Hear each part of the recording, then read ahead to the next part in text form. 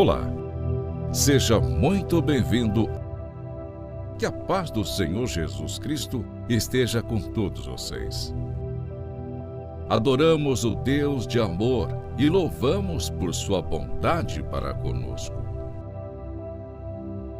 Inicie esse momento meditando sobre o amor de Deus por você. E agora iniciamos o estudo do Novo Testamento, com uma introdução geral aos 4 evangelhos e também um estudo mais focalizado no Evangelho de Mateus. Finalizei o último programa desafiando você a refletir sobre os 2 milagres relatados no Evangelho de Mateus, nos quais Jesus alimenta 5.000 homens e suas famílias, e mais tarde, no segundo milagre, ele alimenta 4.000 homens e possivelmente suas famílias também. Pense nesses milagres. O registro sagrado diz que havia 5.000 homens no primeiro evento, 4.000 no segundo, com possibilidade de mulheres e crianças também estarem lá. Isso significa que poderiam ser cerca de 20.000 pessoas. Você conhece alguma coisa sobre a indústria de restaurantes ou de alimentação? Qual seria a quantidade necessária de pão e peixe para alimentar 20.000 pessoas, hein? Você acha que Jesus sozinho ficou segurando todo esse pão e peixe em suas mãos? Você acha que seria possível que 12 homens pudessem segurar em suas mãos todo esse alimento de uma só vez? Parece óbvio que esse milagre tenha acontecido enquanto o pão e o peixe iam passando das mãos de Jesus para as mãos dos 12 e depois para as mãos da multidão. Não esqueça que Jesus disse: "Não os mandem embora, alimentem a multidão. Quanto de comida vocês têm?" Foi então que André encontrou um menino que tinha levado seu almoço, 5 pães e 2 pedacinhos de peixe.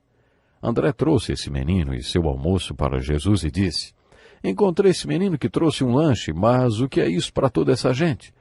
Jesus pegou os pães e os peixes do menino, abençoou-os e os deu aos 12 que passaram para a multidão. Quando foi que esse milagre da multiplicação ocorreu? Quando os apóstolos tiveram fé para começar a distribuir o lanche que o menino tinha trazido para uma multidão de até 20.000 pessoas. Foi aí que o milagre começou a acontecer. Esse milagre é semelhante ao que Jesus realizou transformando a água em vinho. Esse milagre está registrado no 2º capítulo de João. Jesus e sua mãe foram convidados para uma festa de casamento e quando o vinho acabou, a mãe de Jesus lhe disse: "Eles não têm mais vinho." É como se ela estivesse dizendo: "Faça alguma coisa." Jesus reagiu como se não fosse fazer nada. Mas sua mãe disse aos empregados: "Façam tudo o que ele lhes disser." Os potes vazios podiam comportar de 80 a 120 litros. E Jesus disse aos empregados: "Encham os potes com água." Assim que os empregados terminaram de encher esses potes com água, Jesus disse: "Agora levem um pouco ao encarregado da festa." Jesus já estava mandando servir o vinho e provavelmente os empregados pensaram: "Ah, tá bom. Quer dizer que vamos ter que servir essa água que ele mandou a gente pôr nos potes, é isso?" O desafio de Jesus parecia ser: comecem a servir e a água se transformará em vinho. Depois que eles serviram o vinho, o encarregado da festa chamou o noivo e disse: "Todos servem primeiro o melhor vinho e depois que os convidados já beberam bastante, o vinho inferior é servido. Mas você guardou o melhor até agora, hein?"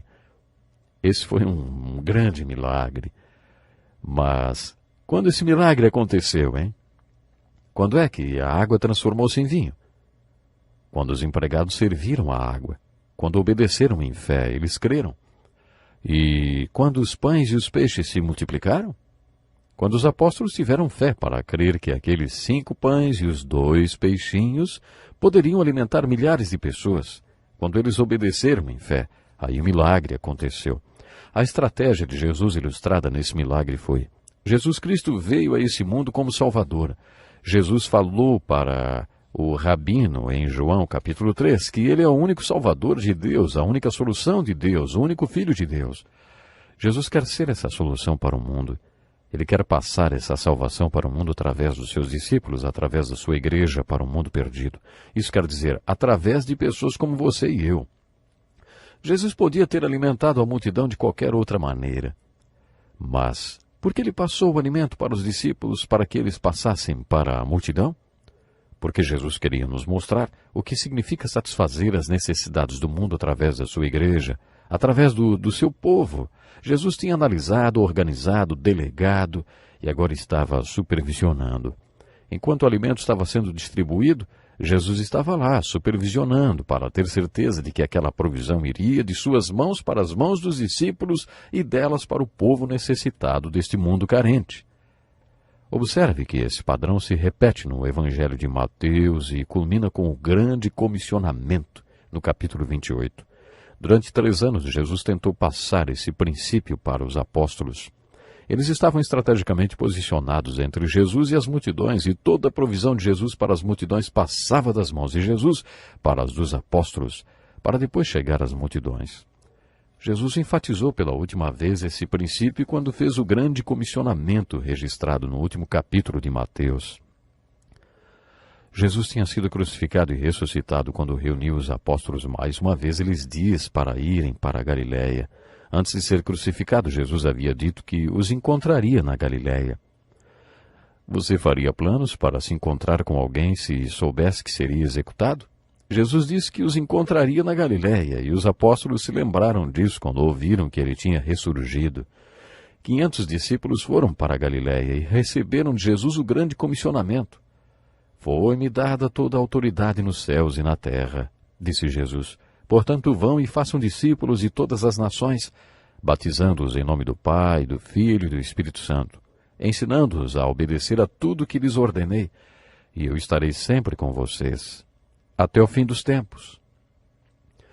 Todos os evangelhos terminam com esse comissionamento, e o livro de Atos, que é o livro histórico da igreja, começa com o grande comissionamento, mostrando-nos que os discípulos realmente foram a todas as nações da terra.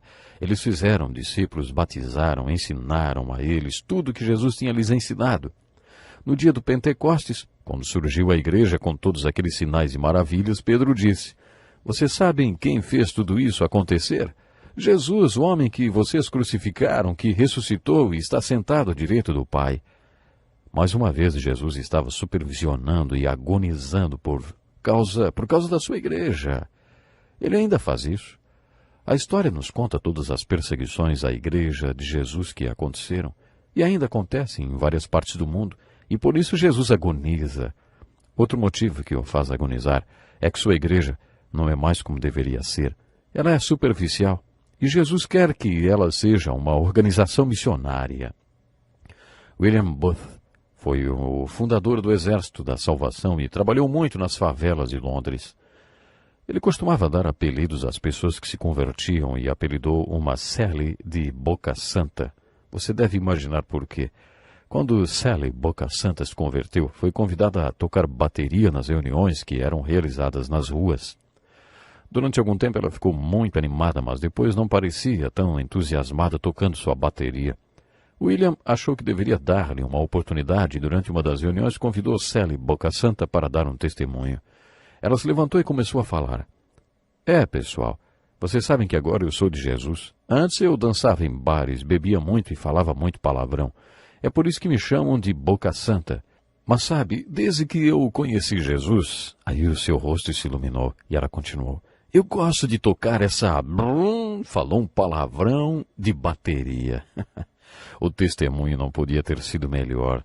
Só que William decidiu que da próxima vez instruiria melhor as pessoas antes delas dizerem qualquer coisa. Essa história é uma boa ilustração do que significa ser cristão, ser discípulo de Cristo. O que significa ser parte de sua solução e de suas respostas? Será que isso significa tocar bateria nas praças? Será que é isso que fazemos com a pessoa quando ela se converte? Entregamos a ela uma bateria e dizemos, toque? Será que é isso que significa ser cristão? Isso não é pouco? Não é raso e superficial? Resumindo, podemos dizer que vemos a estratégia de Jesus no final do capítulo 4, quando ele olha para as multidões e organiza o primeiro retiro cristão. Nos capítulos 5, 6 e 7, vemos qual foi o ensinamento de Jesus nesse retiro que resultou no recrutamento dos seus discípulos. Jesus iniciou seu ministério com um retiro e finalizou com outro, registrado nos capítulos 13, 14, 15 e 16.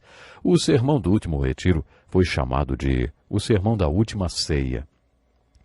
Observe que quando Jesus via a necessidade das multidões, ele intensificava o treinamento dos apóstolos, porque queria que eles fossem a solução e a resposta dele para o mundo.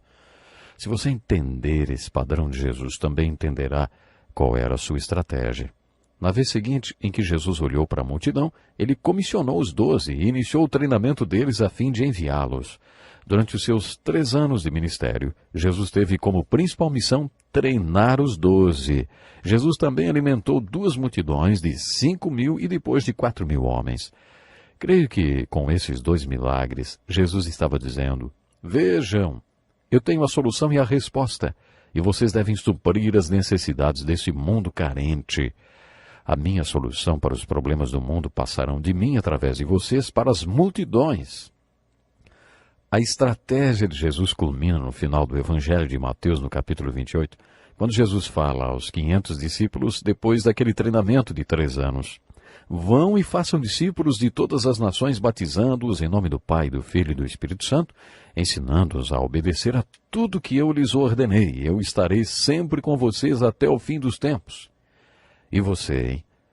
Você é parte da solução de Jesus para esse mundo que está espiritualmente faminto? Ou você é parte do problema? Se você ainda é parte do problema, com fome espiritual, Jesus quer abençoar você e preencher sua vida para que você seja parte da solução.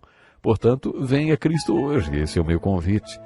E eu quero lhe convidar com muito amor para que você não perca o próximo programa e vamos continuar aprendendo coisas incríveis sobre Jesus Cristo. E Ele quer comissionar você para que você também venha fazer algo muito importante pela multidão, ou seja, primeiro pelas pessoas que estão à sua volta, quem sabe por sua família que está com fome espiritual. Eu espero por você no próximo encontro com a palavra e até o próximo programa.